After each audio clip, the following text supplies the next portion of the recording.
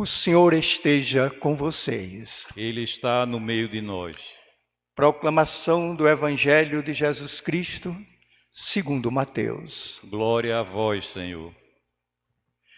Naquele tempo, os 11 discípulos foram para a Galiléia, ao monte que Jesus lhes tinha indicado. Quando viram Jesus, prostraram-se diante dele. Ainda assim, alguns duvidavam. Então Jesus aproximou-se e falou: Toda a autoridade me foi dada no céu e sobre a terra. Portanto, ide e fazei discípulos meus todos os povos, batizando-os em nome do Pai, do Filho e do Espírito Santo, e ensinando-os a observar tudo o que eu vos ordenei. E eis que eu estarei convosco até o final dos tempos. Palavra da salvação. Glória a vós, Senhor.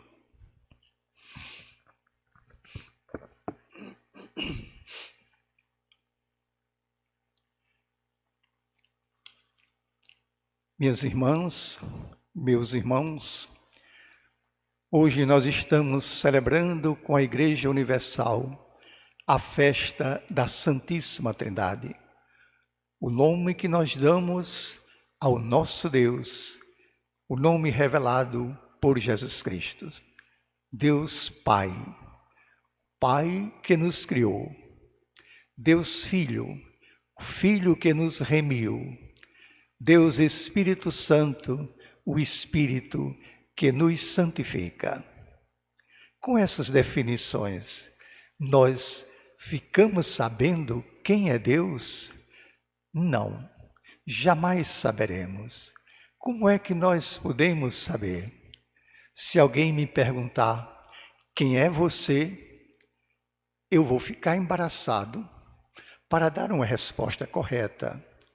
A minha pessoa, com todo o seu mistério, todos os seus conhecimentos, todos os seus pensamentos, toda a sua história, não cabe absolutamente em uma curta definição. Se alguém quiser saber quem sou eu, não me faça pergunta. Conheça minha vida, observe minhas ações, acompanhe a minha história e vai saber quem eu sou. Isso não é por alguma deficiência de nossa parte, absolutamente. Isso é uma prova de como Deus está absolutamente acima de tudo que nós possamos dizer ou pensar a respeito dele. Se Deus coubesse na nossa inteligência, já não seria Deus. O que cabe na nossa inteligência, nós temos algum poder sobre isso. E quando nós não compreendemos uma coisa, nós contemplamos para tentar entender com o coração. Por exemplo, nem sempre nós compreendemos as reações de uma criancinha recém-nascida. Então nós ficamos olhando para ela, contemplando e pouco a pouco nós vamos com o coração entrando no mistério dessa nova vida. Ou quando nós nos deslumbramos com uma paisagem maravilhosa, nós não começamos a pensar sobre a paisagem, a estudar a paisagem, nós contemplamos. Deslumbrados, fantasiados, nós contemplamos e com o tempo, pouco a pouco, a paisagem entra em nosso espírito e o nosso espírito penetra na paisagem. Existem certas perguntas que devem permanecer sempre como perguntas, porque se tiverem resposta, perdem seu poder e sua importância. Por exemplo, quando alguém pergunta, tu me amas? E o outro responde, sim, eu te amo. Nós não ficamos sabendo de nada. Nós voltaremos a perguntar 10, 100, 1000 vezes, porque essa pergunta não quer resposta, é um estado de espírito. Eu preciso ouvir para poder, com o tempo, entender com o coração.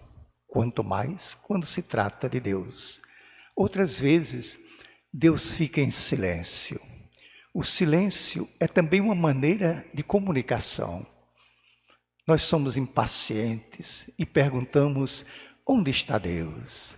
Onde está Deus que não vê essa tragédia? Onde está Deus que não expulsa esses usurpadores que ameaçam a nossa vida e a vida de nosso país? E Deus não responde, Ele não tem pressa. Ele espera calmamente, lentamente, que a gente o procure para que a gente aprenda a procurá-lo profundamente. E quem garante que é Deus que está falando? Se a gente perguntar, o que é que Deus faz por mim? Aí eu tenho uma longa história para contar. Todos nós teremos uma longa história para contar, porque muitos acontecimentos de nossa vida só se entendem como uma ação direta de Deus. Como é que nós vamos ter certeza? Não temos certeza. A fé não precisa de certeza, ela não se alimenta pelas certezas. Nós cremos, confiamos e apostamos em Deus. Aliás, as melhores coisas da vida, as mais importantes, não nos dão certeza. Temos certeza sobre o amor? Não, não temos. Nós simplesmente confiamos e repartimos nossa vida com quem amamos. Temos certeza do futuro? Não, não temos. Nós confiamos e vamos construindo pouco a pouco o nosso futuro com os elementos do presente. E então, onde encontrar Deus? Qual é o caminho? Quais são as condições? Na verdade, cada um de nós descobre o caminho para Deus caminhando. Antes de nós, outros vieram tentando encontrá-lo, tornaram-se mestres, deixaram-nos excelentes lições, mas nenhum deles deixou-nos um mapa com indicações infalíveis. Não. Cada um procura Deus, o caminho é o mesmo, mas as formas de caminhar são diferentes. Por exemplo, eu sou um seguidor apaixonado de São Francisco de Assis, mas de nada adianta eu querer copiar seus passos para chegar a Deus, no seu itinerário para Deus. Para começar, eu teria que beijar um leproso, porque foi assim que ele teve o primeiro sentimento e a primeira certeza da presença viva de Deus. Depois de perambular inquieto pela vida durante 2 anos em busca de um sinal, Francisco de Assis se deparou casualmente com um homem leproso e, superando toda a repugnância natural, ele o abraçou e o beijou. E nesse momento, ele teve certeza de que Deus estava ali e qual era a sua vontade. Eu não vou imitar São Francisco, mas o que ele fez me dá uma certeza e uma lição. Só é possível chegar a Deus passando pelo irmão, sobretudo o irmão mais fraco e mais desamparado. Eu sou encantado com as obras de Santo Agostinho. Ao descrever sua conversão já aos 36 anos, Santo Agostinho escreve assim: tarde te conheci, ó beleza tão antiga e sempre nova, tarde te conheci. Tu estavas em mim e eu, fora de mim, te procurava. Eu não posso repetir essas palavras em minha vida, porque eu conheci Deus muito cedo, graças às lições da minha mãe. Isso significa que as palavras de Santo Agostinho são inúteis para mim? Absolutamente. Elas me ensinam outra lição importantíssima, muito importante. Para chegar a Deus, o ponto de partida está em mim mesmo. Sendo minha pessoa a primeira imagem de Deus diante dos meus olhos, é por aí que eu devo começar. Não vou procurar o fora, sem antes buscá-lo em meu interior. É preciso que primeiro eu me ame a mim mesmo para poder aprender a amar a Deus. E nós também aprendemos sobre Deus com pessoas que professam uma fé diferente da nossa, como, por exemplo, o escritor oriental Lin Yugtang. Ele contesta aqueles crentes que só buscam os benefícios de Deus. Contesta, por exemplo, aquele crente que pede a Deus para que os ventos soprem na direção norte, porque ele está navegando num barco na direção norte. E pede a Deus que os ventos soprem na direção sul, porque ele está navegando na direção sul, sem se preocupar com os outros que estão navegando na direção contrária dele. Como se Deus devesse mudar as leis da natureza porque ele rezou, porque ele louvou a Deus. O escritor está nos dizendo com clareza, está nos ensinando que Deus não tem que atender a todas as nossas súplicas para provar a sua bondade. Absolutamente, Ele continua sendo o Pai misericordioso, mesmo quando permite que enfrentamos as tempestades dessa vida e deixa que os ventos soprem em contrário. Se o seu Filho Jesus, para se encontrar conosco, teve que enfrentar tantas tribulações até a cruz, porque é que nós teríamos que ser libertos dessas tribulações para nos encontrar com Ele.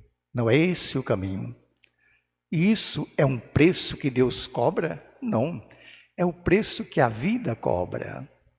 E nós aprendemos sobre Deus não só com as pessoas que têm uma inteligência privilegiada, aprendemos sobre Deus com os simples também. Um homem simples, um humilde camponês, um dia confessou o seguinte: eu aprendi a respeitar a vida de todas as criaturas no dia em que eu vi um passarinho ferido por uma flecha que eu mesmo atirei. Isso já faz muitos anos. Eu era jovem, mas aquele peito sangrando, aquela cena do peito sangrando, marcou para sempre a minha vida. Marcou para sempre a minha alma. Sempre de novo eu enxergo aquela cena, um pássaro criado para voar, livre e solto, de repente agonizante aos meus pés. Então eu me lembrei que essa ferida que eu causei ao corpo do passarinho era a ferida que o soldado causou ao corpo do meu Salvador, Jesus Cristo. Vejam, um homem simples que nunca tinha ouvido falar em teologia. Ele viu o corpo de Jesus sangrando na ferida de um passarinho e entendeu o recado de Deus. Respeite a vida de todas as minhas criaturas. Esse é o caminho para Deus.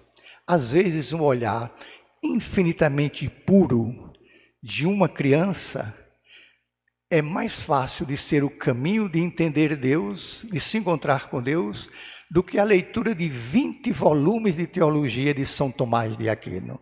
E ele, São Tomás de Aquino, com certeza seria o primeiro a reconhecer esta verdade. Fica claro, pois, minhas irmãs e meus irmãos, fica claro uma coisa: o caminho de chegar ao Criador passa necessariamente pelas suas criaturas. Em todos os casos, o nosso encontro com Deus se dá nesse mundo, se dá dentro das nossas experiências humanas, não à margem, não acima, não afora. Dentro das nossas experiências humanas, terrenas, dolorosas e felizes. Todos têm um fim comum, chega lá, mas as estradas são diferenciadas. Alguns gostam muito de ler, pois bem, a leitura é um espaço excelente para novas revelações sobre Deus. outros se encantam diante da natureza. A natureza é um palco deslumbrante, cheia dos vestígios da presença de Deus. Há aqueles que se fascinam diante de uma obra de arte, ficam contemplando. A contemplação de uma obra de arte é um espaço privilegiado para ver os sinais de Deus como fruto da inteligência humana. E há também aqueles que se apaixonam pela luta, em favor da justiça nesse mundo. Aí, lembra o que Jesus disse no Sermão da Montanha: bem-aventurados os que têm sede e fome de justiça, porque esses verão a Deus. Então, minhas irmãs, sendo assim, já que há tantos caminhos diferenciados para chegar ao mesmo porto, isso significa que todos os caminhos se equiparam, todos se equivalem, todos são iguais? Não. Não, porque Jesus deixou um critério insubstituível, sem o qual nenhum caminho pode chegar a Deus. Deus é amor. Quem ama, conhece Deus. Quem ama, permanece em Deus. Está escrito na Bíblia. Seja qual for, pois, a sua opção preferencial, só é possível ser uma opção na direção de Deus se ela estiver acompanhada, marcada, testemunhada pelo amor solidário, concreto, pela verdadeira fraternidade. Minhas irmãs e meus irmãos, a nossa natureza humana clama, diz São Paulo, Abba, Pai. Pai responde por sua vez, fostes criados para mim, e o vosso coração está inquieto enquanto não repousar em mim. E o Filho acrescenta, ninguém chega ao Pai, senão pelo Filho. Vinde a mim todos vós, que estáis sobrecarregados, e eu vos aliviarei. E o Espírito Santo arremata essas palavras, usando as palavras de São Paulo. Os caminhos são diversos, mas um só. É o mesmo Espírito que opera tudo em todas as coisas. Minhas irmãs e meus irmãos, nosso destino final é Deus. Por isso, tocado por esse anseio, esse desejo imenso de encontrar Deus, nós podíamos repetir com o grande místico Rabindranath Tagore. Ele diz assim, sim, tu me deste muito, Senhor, mas eu peço muito mais. Eu não venho a ti por um copo d'água, eu quero a fonte. Eu não venho a ti para ser levado até a porta, eu quero entrar na sala do meu Senhor. Não venho a ti para receber apenas o dom de amar, eu quero encontrar o próprio amor. Esse é o nosso destino final, encontrar o próprio amor, e o nosso coração vai continuar inquieto enquanto não chegarmos lá. Amém. A minha alegria de poder todos os domingos celebrar essa Eucaristia com vocês me leva a lhe fazer um pedido para você curtir esse vídeo e inscrever-se na TV MTC. Você está contribuindo para a formação da classe trabalhadora, está contribuindo também para ampliar a consciência de que nós devemos comunicar nossos valores, nossas convicções, nossos sonhos, e isso tudo através dessa fabulosa tecnologia. Curta esse vídeo e inscreva-se na TV MTC. Muito obrigado.